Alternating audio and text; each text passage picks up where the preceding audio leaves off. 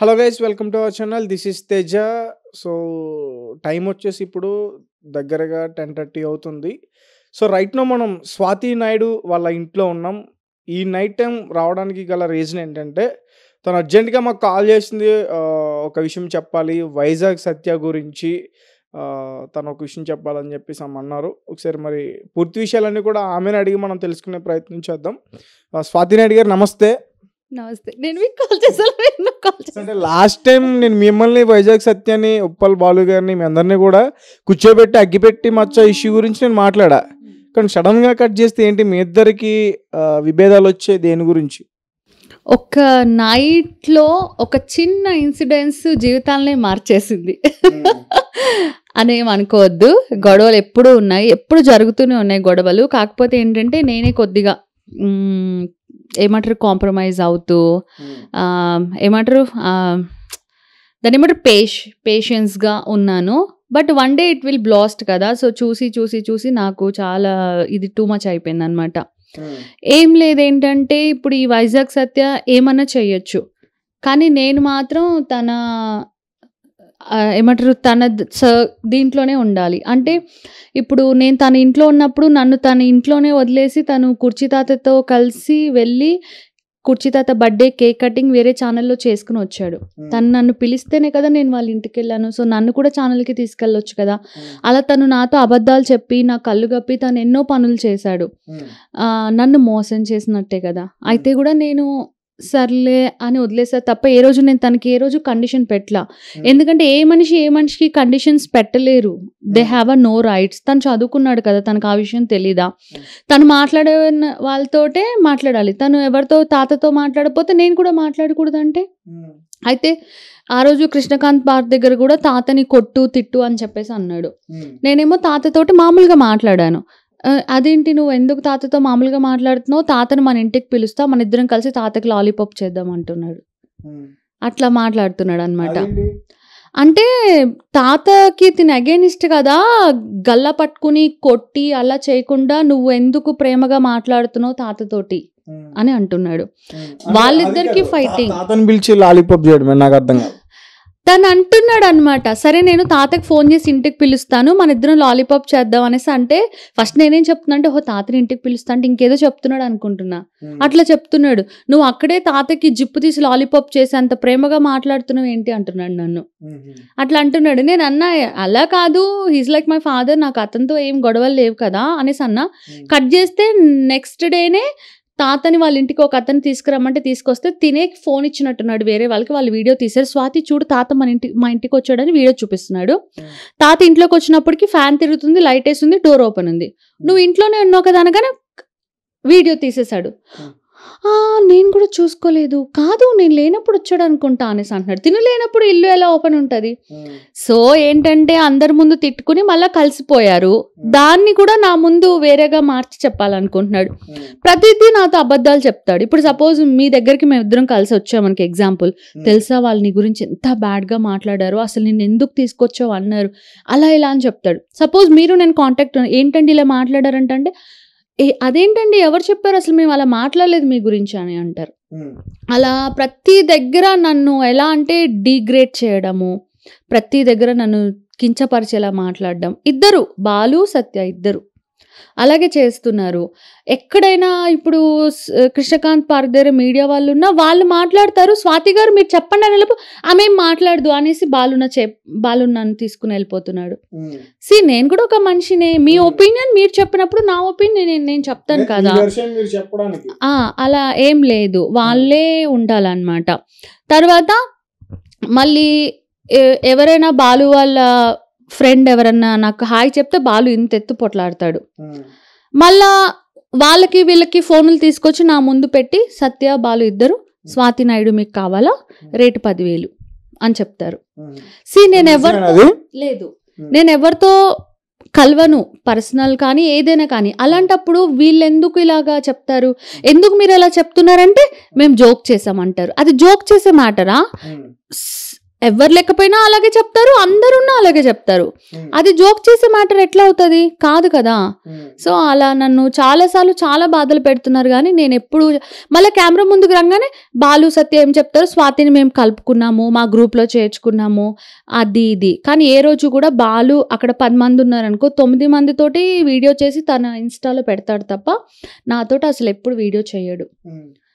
నాకే చెప్తాడు 10 మంది ఉన్నామనుకో, స్వాతి నువ్వు వీడియో తీ అంటే నేను ఉండొద్దు వీడియోలో అని.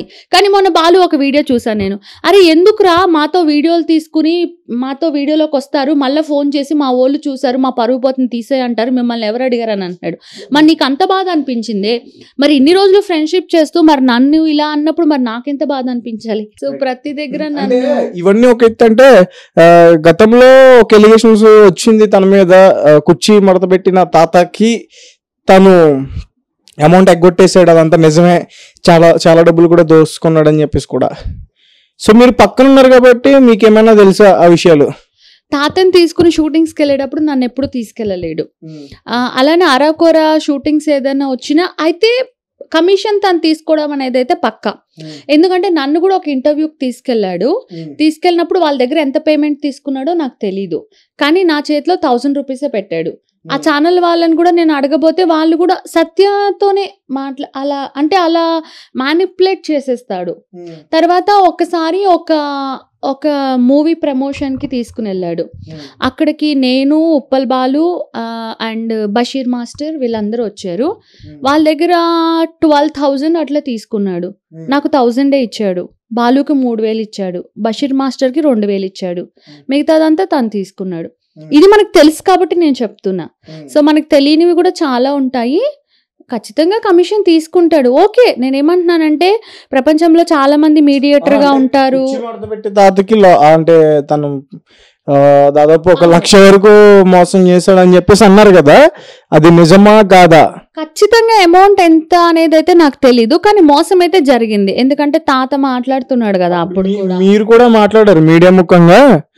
ఇప్పుడు నేను ఫుల్ షూటింగ్స్ చేసుకుంటుండే రొమాంటిక్ షార్ట్ ఫిల్మ్స్ ఒకప్పుడు. ఈ మధ్యకాలంలో ఎలా అంటే రొమాంటిక్ షార్ట్ ఫిల్మ్స్ నాకు అంత ఎక్కువ లేవు, ఉన్నాయి ఏదో షూటింగ్స్ అరాకొరా. ఇంట్లో ఖాళీగా ఉన్నప్పుడు ఐ ఫీల్ బోర్. ఇంకోటి ఏంటంటే ఇప్పుడు కృష్ణకాంత్ పార్క్ దగ్గర కానీ అలా కొన్ని దగ్గర మీడియా వాళ్ళు ఉన్నప్పుడు మనం వెళ్ళి మాట్లాడాలంటే నాకు కెమెరా ముందు నేను ఎట్లుంటానో off camera I feel so shy. నాకు పక్కన ఎవరైనా తోడుంటేనే నేను ముందుకు వెళ్ళగలను. మా హస్బెండ్ ప్రతి దగ్గరికి రాడు షూటింగ్ దగ్గరికి. సో సత్య ఏంటంటే ఫోన్ చేసి నన్ను పిలిచినప్పుడు నేను బైక్ వేసుకుని తన దగ్గరికి వెళ్ళినప్పుడు మేమిద్దరం కలిసి అట్లా ఏదైనా ఛానల్స్కి వెళ్ళి మాట్లాడడం, నాకు ఈ లైఫ్ అనేది కొద్దిగా మంచిగా అనిపించింది. సో అలాంటప్పుడు తను నాకు ఒక బ్రదరో ఫ్రెండో అయినప్పుడు, ఇప్పుడు తను ఒకరితో ఫైట్ చేస్తున్నప్పుడు నాకు నిజం తెలిసినా నేను ఎలా తను నా నోరు నొక్కేస్తాడు కదా, నువ్వు ఇలాగే చెప్పు అలాగే చెప్పు. తాత గురించి సెకండ్ టైం కేసు పెట్టి మాట్లాడినప్పుడు కూడా నా చేత బలవంతంగా కేసు పెట్టించాడు. నేను అన్నా వద్దు, నువ్వు కూడా పెట్టు అని నా పేరు రాసింది. నేను అన్నా అయ్యో వద్దు, నేను పెట్టను, నువ్వు పెట్టు, నేను పక్కన ఉంటాను, నీ పక్కన ఉంటా, నీకు సపోర్ట్ చేస్తా, నువ్వు అది చెప్పు అంటున్నాడు. నేను ఎందుకు చెప్తాను అలాగా? నాకు తెలియదు కదా, నేను చూసినా నేను చెప్పను. ఫైటింగ్ ఇప్పుడు తనుని లక్ష్మి ఉంది కదా మాస్టర్ వైఫ్, సత్య వాళ్ళ మమ్మీని తిట్టిందనే, బడేల్ రాణి తిట్టిందనే కదా ఫైట్ స్టార్ట్ అయింది వాళ్ళిద్దరి మధ్య. మొన్న మళ్ళీ కలిసారు. కానీ అలాంటప్పుడు మనం ఎవరిని తిడుతున్నామో వాళ్ళనే తిట్టాలి, వాళ్ళ ఫ్యామిలీ, వాళ్ళ వైఫ్, వాళ్ళ పిల్లల గురించి ఎందుకు?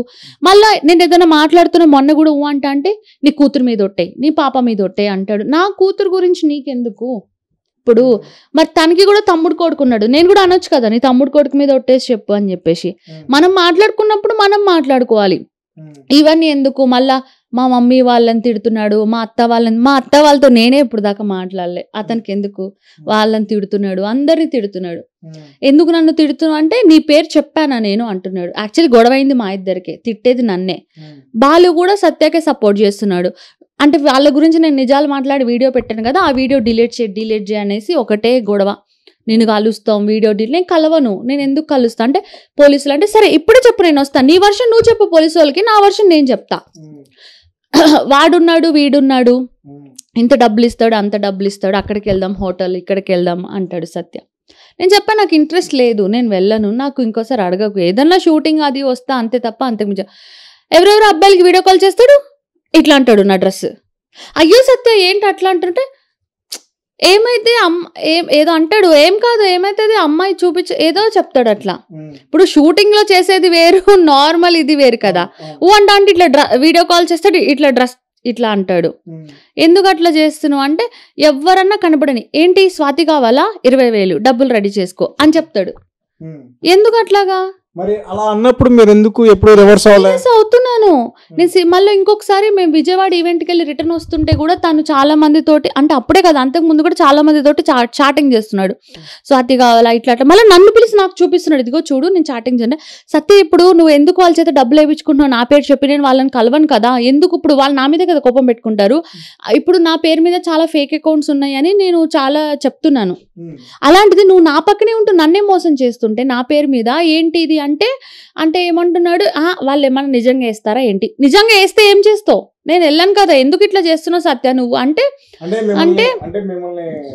బుక్ చేస్తున్నట్టు వేసి డబ్బులు అడుగుతున్నాడు. నేను అన్నాను ఇట్లా ఎందుకు చేస్తున్నావు అని అంటే, లేదు ఊరికే లాస్ట్ లో చెప్తాడంట ఇదంతా మజాక్ అని. అంటే వాళ్ళతో ఇంత చాటింగ్ చేసి లాస్ట్ లో చెప్తాడు మజాక్ అని. అసలు ఎందుకు అంత అవసరం ఏముంది? నా పేరు మీద ఆల్రెడీ ఫ్రాడ్ నడుస్తుంది అన్నప్పుడు ఇంకా ఎందుకు? చాలా సార్లు వచ్చి నాకు వాళ్ళకి హాయ్ చెప్పి వీళ్ళకి హాయ్ చెప్తుంటే నేను చెప్పనన్నా. ఏమైతుంది హాయ్ చెప్తేనే డబ్బులు వేసేస్తారా అంటున్నాడు. అవును, ఇప్పుడు అదే ఫ్రాడ్ నడుస్తుంది నా పేరు మీద, నాకు సంబంధం లేదు. ఏదైనా బర్త్డే విషయాది అంటే కూడా నువ్వు నా పక్కన నువ్వు ఉండు, పక్కన నా ఒక్కదాందే వద్దు. అవతల వాళ్ళు ప్రూఫ్ అడుగుతారు కదా, ఇది స్వాతి నాయుడు ఒరిజినల్ అకౌంటా ఫేకా అన్నప్పుడు ఇవన్నీ వాళ్ళకి ప్రూఫ్లుగా వెళ్తున్నాయి. ఎందుకంటే ఫేక్ గార్డ్ ఇలాంటివి చాలా చేస్తున్నాడు. అందుకే నేను ఏది మాట్లాడాలని ఆచితూచి మాట్లాడుతుంది. ఎందుకంటే ప్రతిదాన్ని ఫేక్ గార్డ్ వాడికి కంఫర్ట్ గా పెట్టుకుంటాడు అనమాట.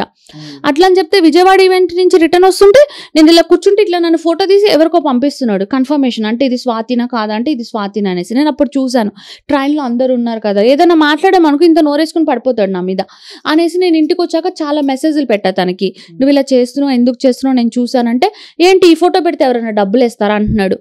నువ్వు నా లైవ్ ఫోటో ఎందుకు పెడుతున్నావు, అట్లా అబ్బాయిలకి ఎందుకు అడుగుతున్నావు అని చెప్పేసి. ఏ ఫోటో పెట్టాలి? అలా కాదు, ఇప్పుడు ఒకళ్ళు చాటింగ్ చేస్తున్నారండి ఫేక్ అకౌంట్స్ అని నేను చెప్తున్నా, వాళ్ళని డబ్బులేమన్నారు అనుకో, వాళ్ళు ప్రూఫ్ అడుగుతారు కదా, ఇది స్వాతినా కాదన్నప్పుడు ఇది స్వాతినా అని తిని ఫోటో పెట్టినప్పుడు వాళ్ళకి ప్రూఫ్ వచ్చేసింది కదా, ఓహో ఇది స్వాతినా అని. అప్పుడు మనీ తనకి వస్తుంది. ఎగ్జాంపుల్ ఫ్రాడ్ నా పేరు మీద జరుగుతుంది కదా, రేపు నాకే కదా అన్యాయం జరుగుతుంది. అట్లా అని చెప్తున్నా నేను. అలాగా గొడవైనప్పుడు నేను మాట్లాడడం మానేస్తే, నేను ఎలా కనిపిస్తున్నా నీకు, అట్లేం కాదు ఇట్లేం కాదు అన్నాడు. మళ్ళా షరా మామూలు. మళ్ళా నేను వెళ్తే మళ్ళా ఇదే